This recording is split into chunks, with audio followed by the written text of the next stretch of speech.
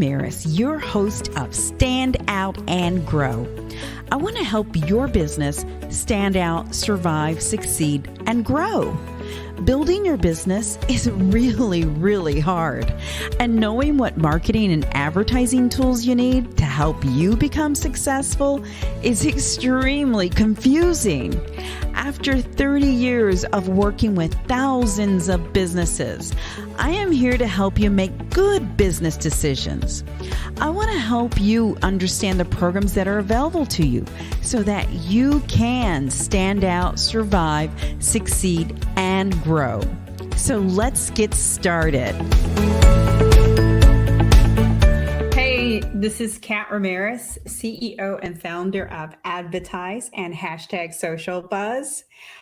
So excited today. I have a very, very special guest, and I'm thrilled to death to have him on board. I did some research of him, and when I was looking for the next speaker, I wanted to have someone who had a positive, being a positive brand and a positive outlook on life, your work, who you are, and things like that. And if you look at any of his testimonials on his website, you'll see that a lot of people really speak highly of Stephen, who I am about to bring on board. Okay, Stephen Sede. Good morning. Oh, that's okay. Hello, you caught me having coffee. It makes it authentic when we catch you. Good morning from Sydney. In the moment. Okay, so before we get started on any questions, I would love for you to introduce yourself to everyone and give people a little bit of background, because all the things that I read about you, I can't even wrap that up into a good bio for you. So go ahead, take off and just talk about yourself for a moment. Oh, wow. Talk about myself. Okay. I'm in the people business, and back in late 90s, just before 2000, I took off from Perth, which is one of the world's most remote cities, and went to London. And this is my first message to everyone listening, I had no experience. I had no qualifications in project or management and IT, which is what I wanted to do. I had no security clearance, and I walked into England at 35 in a fairly ageist society back when email was just taking off. And I was basically told, why don't you go to Greece, have some parties, chase some girls, drink some beer, and go back to Australia and get a job.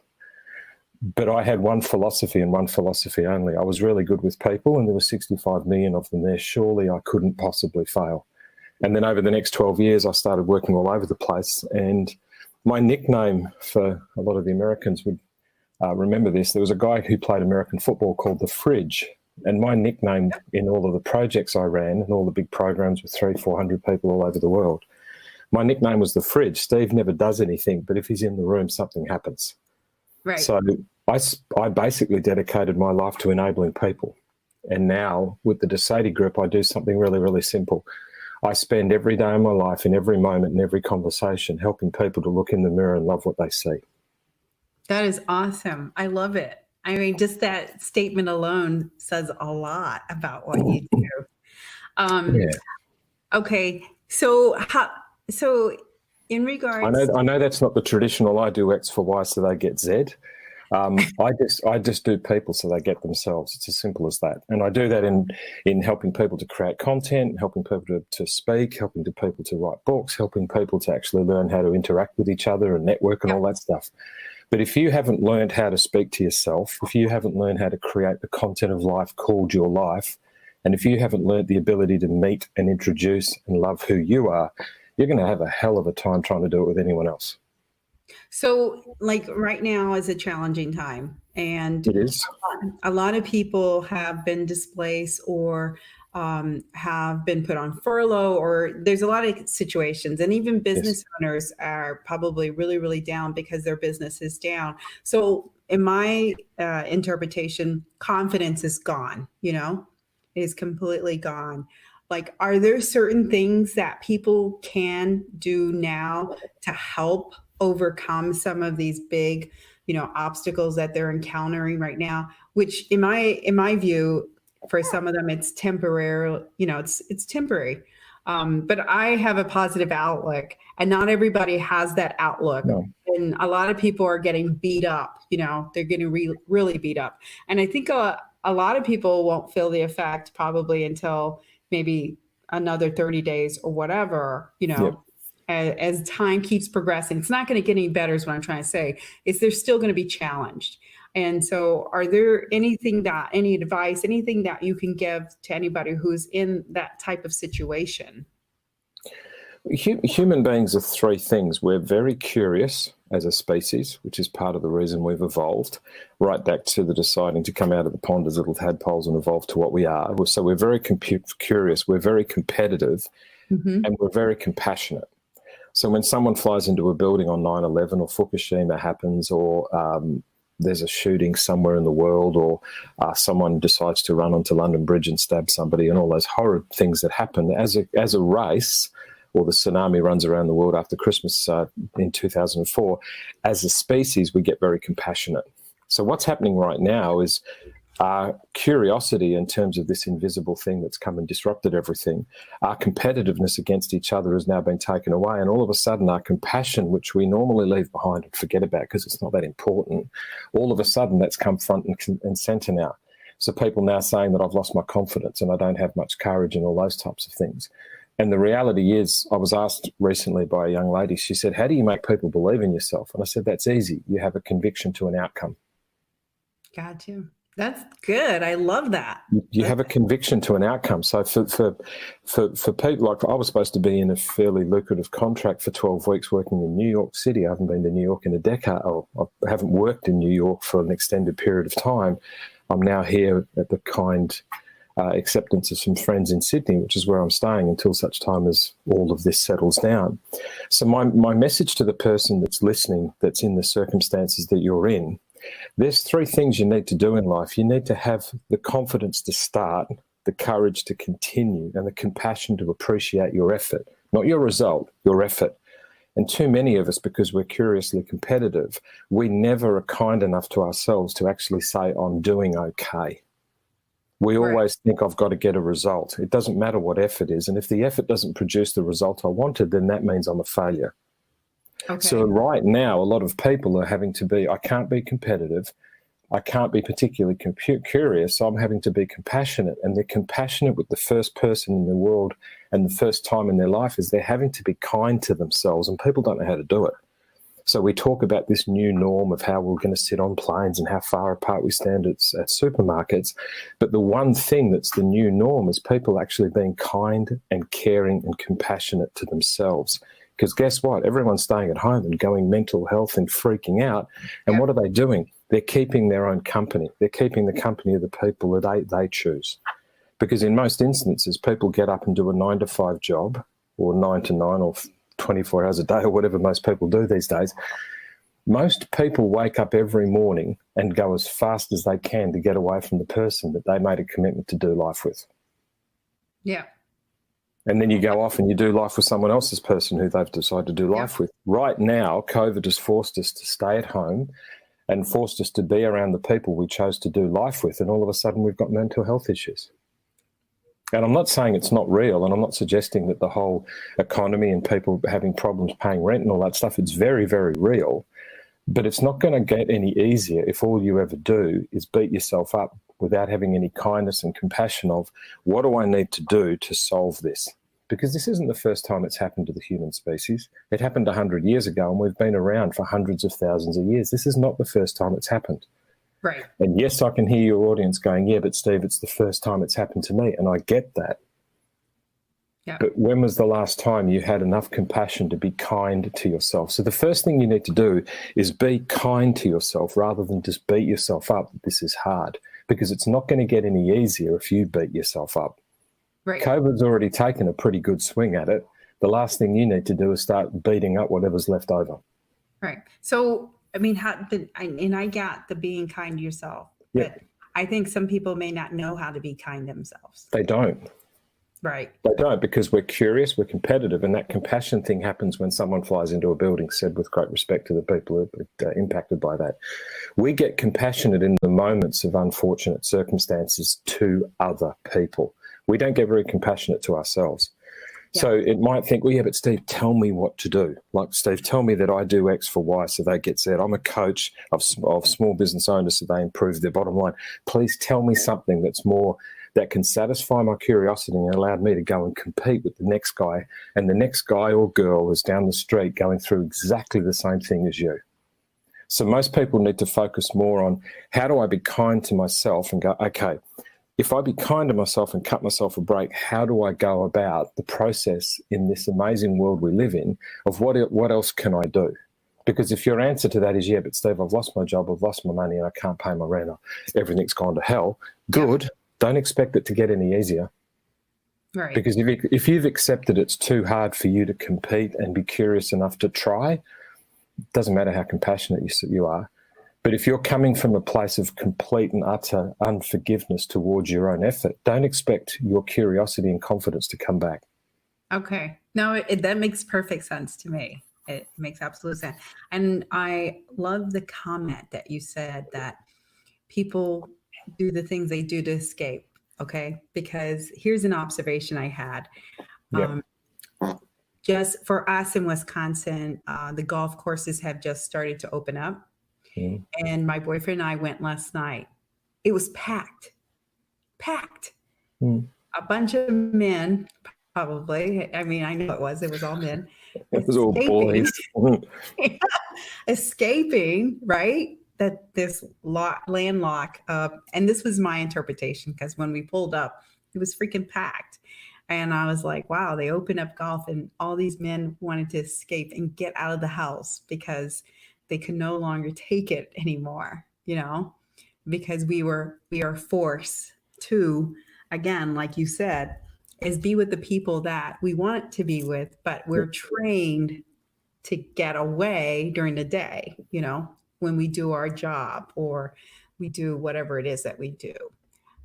And I thought it was very interesting to see that. People are addicted to pleasure, comfort, and entertainment. And most people are addicted to comfort and convenience over conviction and commitment.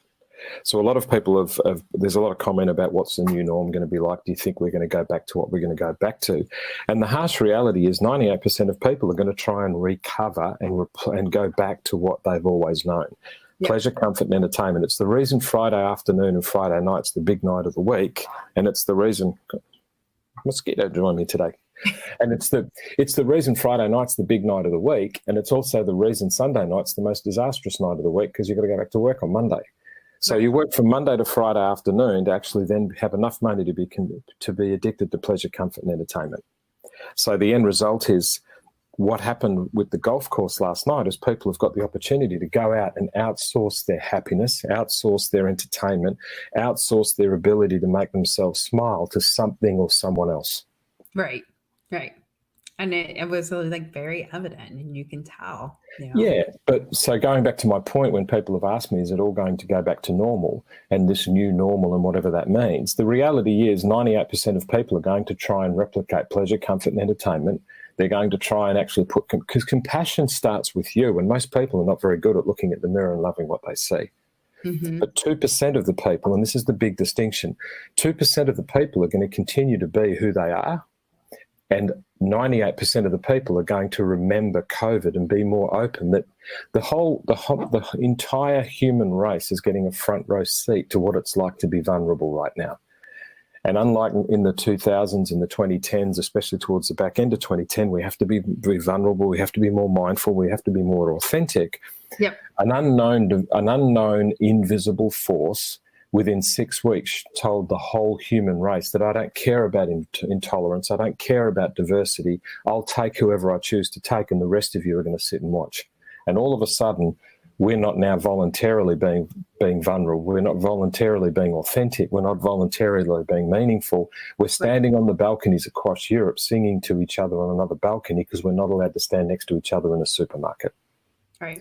So the majority of people are going to go back to try and do what they always did. So the golf courses are open, so they all flood to the golf courses. The restaurants will open in whatever capacity, they'll all flood to those.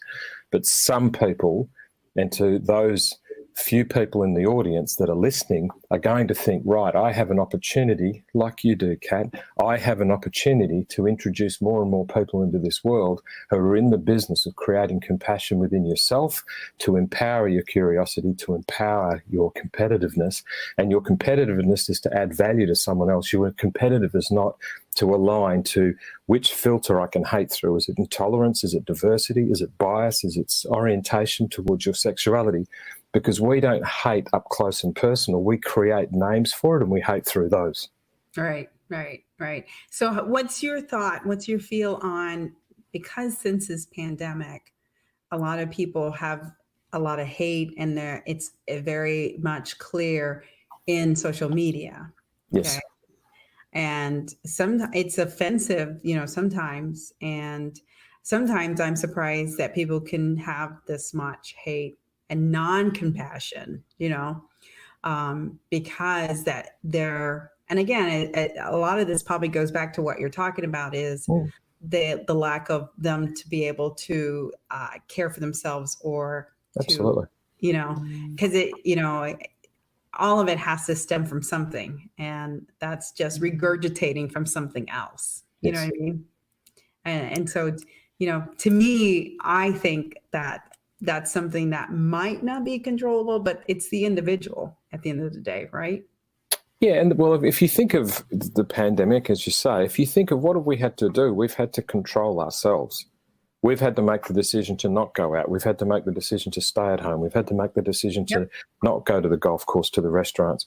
We've had to make the decision to be creative on how we now replace our pleasure, comfort, and entertainment, that we just walk into a restaurant, walk into a golf course, walk into a cinema or a picture theatre or a theatre, and allow someone else the responsibility to entertain us. We've had to do it ourselves. And the great joy is the majority of human beings are herd animals. So most of the herd is going to wait for someone else to lead in the art of the possible. And I'm talking to the individual that's listening from the perspective of what is the art of the possible in your life to create a confidence and a courage in someone else's by your example. Because Richard Branson and Steve Jobs, Mandela, Gandhi, Dr. King, all of those were living in the art of the possible because they had a conviction to an outcome, which was their belief, that created a movement. So, what you need to do is find a way to actually go, what is possible in my life? Because the human race is not going to stop because of this. Society is not going to stop by this. Is it going to be hard? Yes, it is. Is it hard? Yes, it is. The two little kids at 7 and 8 that lost their dad after 10 years of watching mum and dad be married, and then the kids arrive, those kids are going to spend the rest of their life asking, what happened to daddy when we couldn't? No one can explain what happened to him. Something called an invisible disease took him. Right. So that's not going to be easy. So no one said life was easy. There'd be no fun if it was easy.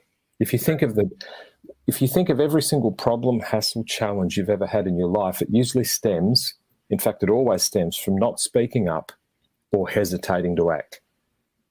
So right now, if you're in a situation where the work situation's changed, your income situation's changed, that's happened for me as well. If you're in that situation, you need to get super curious and super competitive at the art of the possible. And the biggest competition is being competitive against your doubt.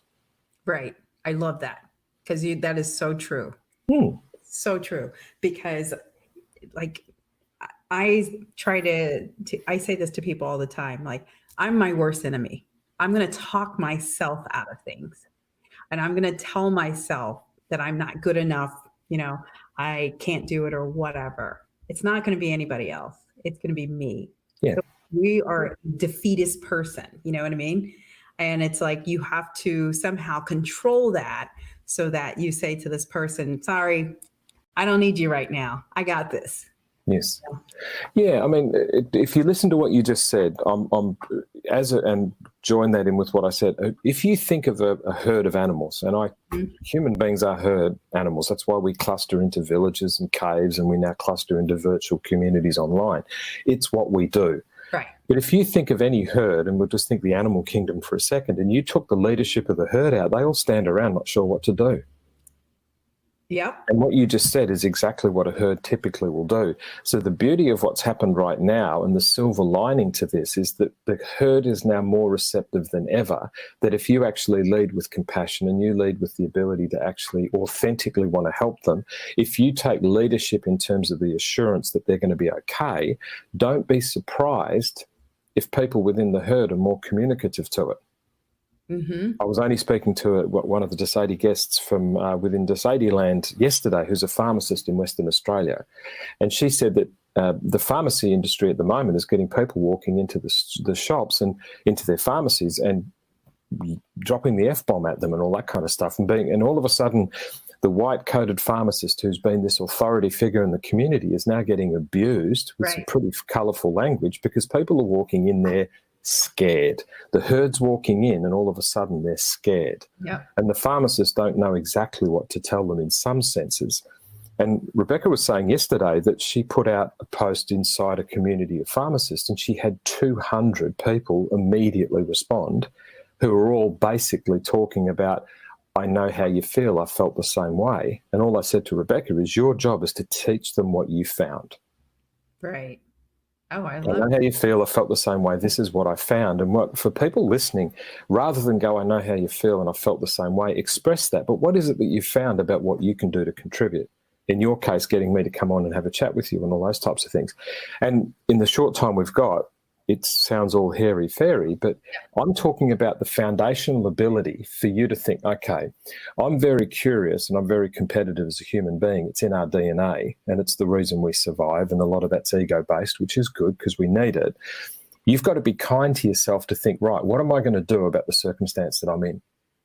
And whining about how hard it is not going to prove and help anything. You need to do something about it. So how can you get curious and how can you actually have a level of confidence to keep going? Well, the easiest thing to do is go, right, I'm going to cut myself a break and think this will be okay. How do I get through this? What do I need to do?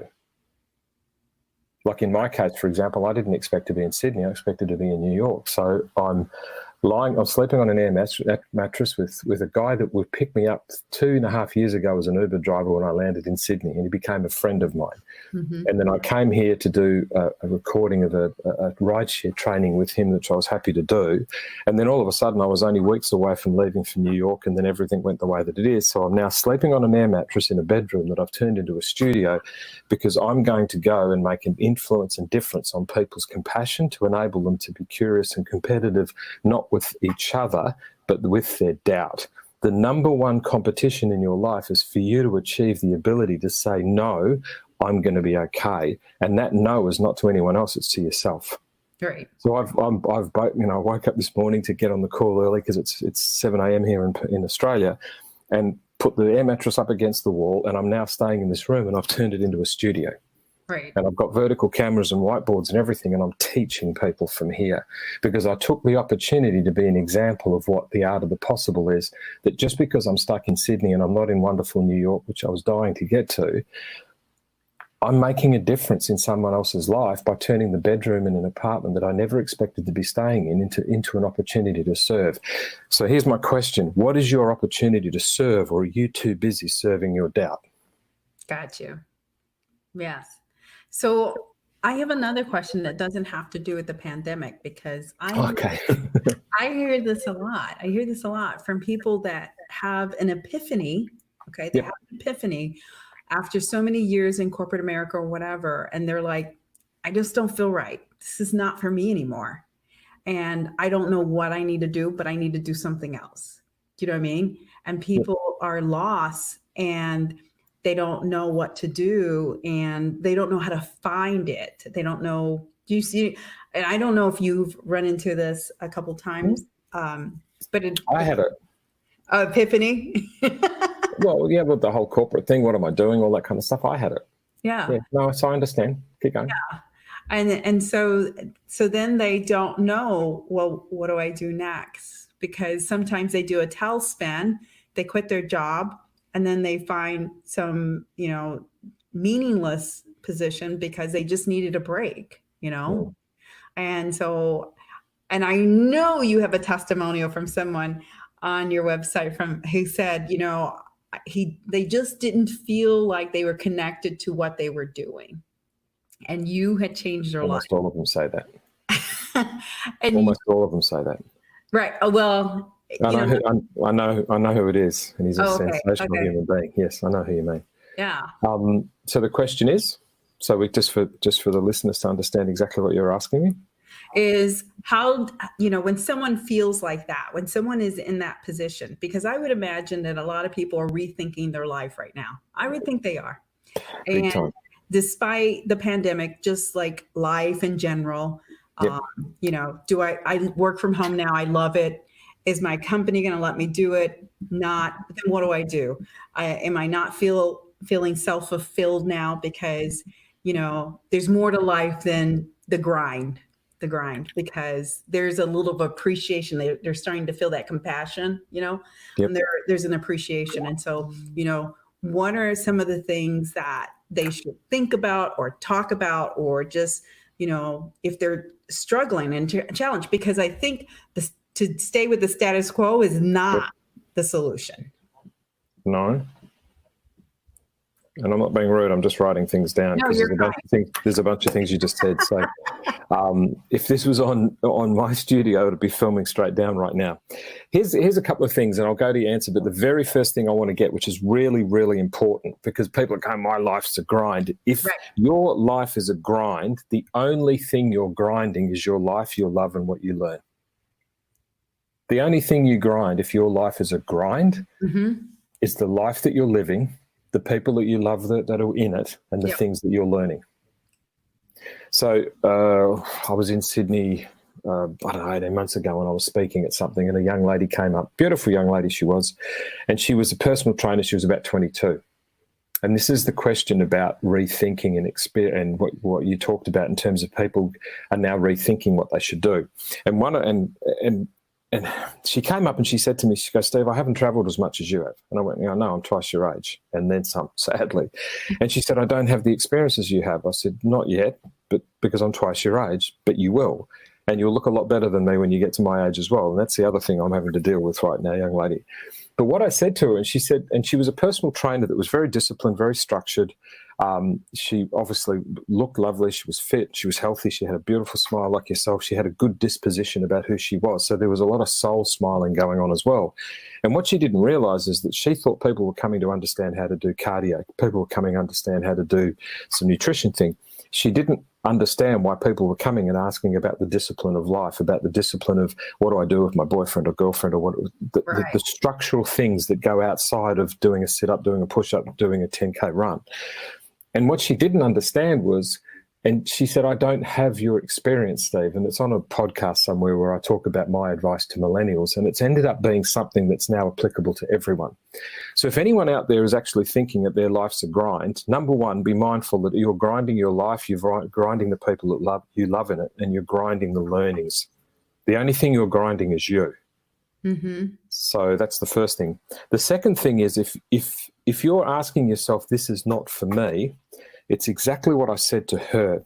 If you don't have enough experience in life, your experience is people's experience of the experience that is you. In simple terms, how are people responding to you? Right. What is the experience that people have of the experience of being with you? Part of the reason I've created a studio with roaming cameras and vertical cameras and whiteboards is because when I'm with people, they're taking photos of the screen, they're asking me to write things down on napkins. People are wanting me to create all these models and stuff. So I thought, what's the experience of what people are doing, and how do I turn that into a lockdown environment where I can do it everywhere? Yep. So if you're in a corporate job and you're feeling that this is not working for you, ask yourself, what is the experience that people have of working and doing life with me, my fellow workers, my partners, the colleagues, the suppliers, the people I play golf with, and ask them this question. What is the impact I have on your humanity? Humanity defined as the quality of being human. How do I actually impact on the quality of you being a human being? And you need to ask that exact question, because the person in question that you talked about that wrote the impact statement, I don't have testimonials, If you look on my website or you look on my LinkedIn profile, they are not saying that Steve's good at this and he's good at video and he's good at this and he's good at this. They're talking about the impact I had on their life. If I asked you to write something for me, I wouldn't ask you to write a testimonial. I'd actually ask you, and I'd put the frame around it. What is the impact I've had on you? Don't tell me about, if people want to know if I'm any good at video, watch one. Right. If people want to know whether I'm any good at coaching, ring me up for 15 minutes. Well, I want you to tell people what impact I had on you. So if you think about everything you watched on those impact statement videos, or you look at the recommendations, they're all talking about the impact Steve had on my life. No, you're exactly right. So the first question is, thank you, gorgeous. The first question is, what is the impact? If you're sitting in a corporate job, or you're sitting in a situation, or you're rethinking, to use that language that I noted from your question, what is the experience people have of you? What impact are you having on the quality of them being human? And you might think, well, Steve, I don't actually do all that personal stuff with people at work. No, but part of those people being human is going to work and working for you. Part of those people is going into a meeting as a supplier and actually having to negotiate with you. What's the experience of that section of their human life that you have an impact on? What's the experience? Well, that person says I'm really arrogant. That person says I'm really rude. That person says I have no time for them. Oh, wow. Guess what? You're probably arrogant to yourself. You probably have no time for yourself. If you want to understand how to evaluate living, start evaluating what's in the mirror. Got you. No, that's a good point. What if you say, I just don't like them? What do you mean? The people you work with. What if you say, I don't like them? Are you saying that you don't like yourself? Yeah, pretty much. You are what you attract, remember? You are what you reflect. No, but you are. I'm a firm believer in that. Yeah. I'm a firm believer. And that's cool because you can change. We can adapt. We herd animals can actually, we can change and we can adapt. I know we can't really adapt, Steve, really. Well, on New Year's Day, 2020, if I'd have actually got online and did a live with the biggest influencers on LinkedIn and got 1 billion people to watch it and said, guess what, by Easter, none of us would be able to go to each other's homes, get lost. 6 weeks later, the planet stopped. Right. 6 weeks. Yeah, what caused it? A tidal wave, a meteor, some Armageddon thing or the Bruce Willis film? No, some invisible thing that if someone sneezed and you're standing in a supermarket, you're probably going to die. Oh my God, no one would have believed you. Right. Everything changed because of an invisible force, and everyone had to rethink, how do I work from home? How do I actually stay at home with my wife, husband, girlfriend, boyfriend, significant other? This person that I absolutely love doing life with, but as soon as I had to do it with them, it's like, oh my God. someone give me a golf club so I can hit a ball. So when you say to me, going back to what you mentioned, you go, what if I just don't like people? Well, if you don't like people, it's probably a good reflection that you don't like what you look in the mirror and see. So you take some responsibility that if your life's not the way you want it to be, start accepting that your life is centered around, guess what? You. Yeah. So so many people have got really, really good at outsourcing their pleasure, comfort, and entertainment to someone else's creativity. Yep. And then they've turned around and they've actually identified that their life is going to be great as long as someone else is in it. And I did that for years. I did that in the context of a relationship I had. As long as I had someone in my life called a girlfriend or a wife, then they defined and they completed me. Mm-hmm. No, I totally hear where you're going with this. I totally. Yeah. So going all the way back to your original question, that person who's sitting rethinking. They may not have thought their job was bad. Now all of a sudden they've worked from home and they kind of like it. Now all of a sudden they like the idea of being so autonomous and they like the idea of being able to do all this thing called Zoom. And everyone's going, oh my God, there's a thing called Zoom. We've been doing video conferencing for almost a decade, everyone. Right. Yeah, I know, but we can work from home and we don't have to commute and you can actually speak to someone in the other side of the world like I'm doing this morning. And you're going, really? And there's a bright light that gets up every morning. It's called the sun. But seriously, people have been so tunnel vision about the way that they live. They're now talking about things like Zoom and Skype and StreamYard and live this and live that and video online. And they're all going, oh my God, isn't this a new revelation? And thinking, no, the sun's not a new revelation. It's just part of life. Right. And so the end result is, if you're rethinking because you're working from home, if you've got a corporate job and you're thinking, is there something else that I can do? What is it that I can do? What is it that people experience of you? What is it that people say about your impact on them? And if you don't like what you hear, then that's the first thing you need to start rethinking. If you do hear like what you like to hear, Steve, I love it when you draw things down. Steve, can you hold the camera so I can take a photo? Steve, can I actually take that receipt that you scribbled that little model on the back of? Steve, you really make me feel good about myself. Can I actually speak to you? And I thought, okay, well, what can I do locked down in Australia, not being able to move around? I'll create an interactive studio and call it Inspiring Insights, because I had my team go through almost every comment in the last 3 or 4 months, looking for the common words. So each of the Sede angels, the girls that work for me, each of the angels had to go through and pick out a number of people and just go through and come back with the top 10 words that people use to describe the impact that I have on them. Right. And the words came back as inspiring, insightful, and wisdom. That is awesome. So the studio is called Insightful Studio. My new podcast is called Inspiring Insights.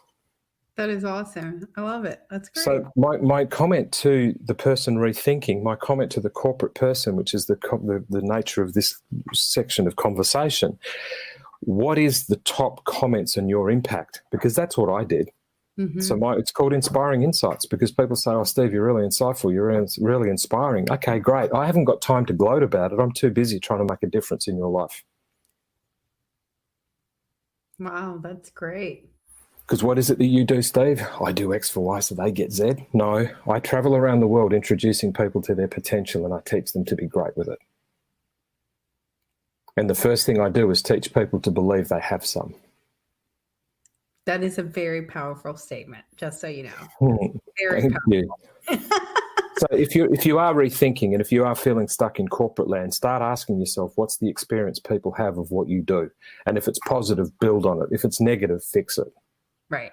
And we're going to have to somehow wrap this up, but I do have to make this comment because I'm a female, and I know a lot of other females have a lot of self-doubt. Lot.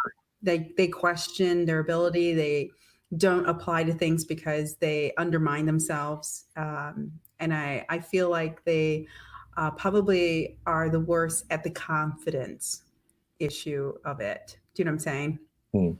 Because there are females that are competitive, but there are a lot of females that lack the whole confidence because they don't allow themselves to be confident. Do you know what I mean? And yeah, because they're so curious to find out what other people's opinion of them is. Yeah. So, and guys are the same. And I often say most people look into the mirror of life and ask someone else, who do you see? Yeah.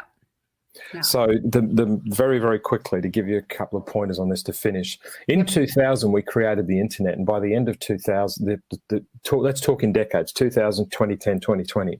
In 2000, the internet was created. And by the end of it, there's a thing called a smartphone, iPhone initially, that came along and made it mobile. So now we had the mobile internet. Fantastic. Social media had begun by then, but in the 2010s, the mobile internet became very social, because social is mobile. We want to be out, we want to share, chat, and see. It's what we human beings do. By the middle of the 2010s, a hideous thing called the Metoo Movement started, and the origins of it were just completely and utterly disgusting. But one lady was able to put something on with a hashtag of MeToo that created a movement and created momentum. Yeah. And it gave women a voice. And guess what? By the end of 2010, you didn't have to be the ex-vice president of America to be the voice of the environment. A 14-year-old, 15-year-old girl called Greta in the Netherlands was now asking the older generations of humanity, I want to grow into a woman and I want to grow into a mum. What are you doing about caring for the planet? And the voice of the environment was now in the hands of a 14-year-old girl who spoke up on the social internet. Right. In 2010, we all got told. So 2000, the internet began. End of 2000s, it became mobile. 2010, it became socially mobile. By the middle to end of 2010, it started to become the Metoo movement and all of the things that happened after that, and the energy of women casting their voice and everything, which was beautiful. So as we entered 2020 and what I called the humanity era, where we have to be vulnerable, we have to be authentic, we have to be mindful towards each other, in the first month of the first year of the first decade of 2020, an invisible force came along and created a sense of vulnerability in the human race we've never experienced before. And we all now need to be nurturing, we need to be kind, we need to cluster, we need to be in communities, we need to speak up, we need to have an appreciation for each other. And I just described the DNA of the female species of the human race. If there's a women out there right now, I believe 100 years from now, we'll look back on this era and we won't think about COVID and we won't think about driverless cars. We'll think about when women took their rightful place of teaching men that you can have conflict without hostility. Nice. I love that. So for the women out there that are thinking that they're too worried about their confidence, ask yourself, why is it that the universe, God and serendipity gave you the responsibility that every single human being on the planet has to come through this world and arrive through the nurturing love of a mother? Because we little boys run to our mums when we stub our toe. We teenage boys run to our girlfriends, and if she's not there, we run to our mum. And then we men come at home and go, honey, look at me, I got a promotion. We always run to women, and women are thinking they're second. They're not. Right. That's great. I wouldn't exist if it wasn't for a woman. I love this. This is great. But it's true. So, No. but you need to, but your experience as a woman in the world is to go, what would the world be like if we didn't have them? We wouldn't have a species. For God forbid if they gave their reproductive. Could you possibly imagine what a guy would be like if he had to go through what you girls have to go through once a month? We get the flu once a year and go, oh, honey, you won't believe the condition I'm in. Could you imagine? Yeah. So to be serious to your point, and I'm being serious on that, if you're a lady out there lacking in confidence, cluster. Go and find people, other influence, women of influence, and all they're going to do is enlighten you to the ambience of your spirit. That is nice. I like that. That's good. I think you want me to end, so that's an end. How's that? Well, you have to wrap it up. But before we wrap it up, I do want you to be able to let people know how to get a hold of you.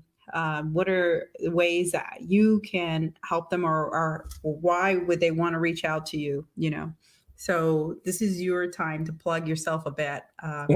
Okay. Everything at the moment is people are looking for some insight and some inspiration and some focus on what their potential could be. So I do a series of things where I'm often called a mentor's mentor and a coach's coach. But what I do is I actually do what I call strategic mentoring and tactical coaching. So I go from discovery and ideation, which is around the whole mentoring. How do you discover an idea of your potential, and how do you turn that into some concept, and then get down into tactical coaching of being really, really creative and then executing it. Yep. Which is what we did with Rebecca yesterday. We discovered an idea, ideated it, created and executed it, and next Tuesday she'll put it into play. So the first thing that I do is I give people the opportunity to be able to speak to us for usually about 15 minutes. Mm-hmm. And all of that's coming out with insightful, inspiring insights. So the best thing to do is connect with me on LinkedIn. The best thing to do is to go to my website. The new website will be live in the next couple of days. If you have a desire to be rethinking about who you are, if you have a desire to think, how do I actually get better at what I'm doing? If you have a desire that's to combat your restlessness, the first thing you need to do is engage my content. Okay. I'm going to share your LinkedIn page in case people look you up. I don't want them to connect to the wrong person. Yep. And the reality is, when I say I travel around the world introducing to their people to their potential, to believe in their brilliance, as it says on the screen, I often say to people, if you apply passion to skill, you'll become elite. And if you do it on a foundation of ambition, you'll become fulfilled. Most people don't believe in themselves enough to realise that they've even got a skill. They've even got some talent. Most people are too worried about what other people's opinion of what they do is to actually have a passion about anything. And their ambition is to make sure that someone likes them. Right. And you'll notice there's not a huge following, because I don't look for volumes of followers. If you've noticed on this call, I'm constantly speaking to one person I'm constantly speaking to one person. Because if I put out content or I get asked kindly by yourself to speak on a live, this is my opportunity to talk to one person sitting, listening to this somewhere. And if that's you, I'm talking to you. I'm not talking to 10,000 people. I put out a video and I've got 50,000 views. No, I want one person to believe in themselves. Yeah. Now you do do keynote speaking and guest speaking, right? For corporations? Yep. Okay. Corporations, non-corporations, all kinds of things. Yes, I do. Okay. Yes, I do. Because I know when I read a little bit more about you, I knew you did a lot of speaking, and I saw some of the videos that you did. Yes. Okay. Yes. Okay, great. So to connect with Stephen, LinkedIn, he's got a website. Probably best. Yep. And he is more than happy to message you back. He won't hide from you. He's not going to avoid you. No. And here's the thing. You know why I won't avoid you? Because most people won't reach out. It's so sad to say that. It devastates me, but most people won't reach out because they just won't. Right. And enough do, and we're managing how we're going to finish that. But through your kind self and support, I'll actually send you the details of the Inspiring Insights podcast. I'm going to have you come on a 20-minute session with me, and I'll interview you called Inspiring Insights Q&A. Okay. About where does your confidence, where does your courage, where does your compassion, where does your completion, and where does your compulsion come from? And it will be 5-minute Q&A and then 15 minutes of building a framework around the most popular things that you do, and then giving that to you, and everyone who's listening can have it as well. Everything I do is to build a framework about how you can actually create an ability to be ambitious with your own self. I love it. That's awesome. Awesome. Cool.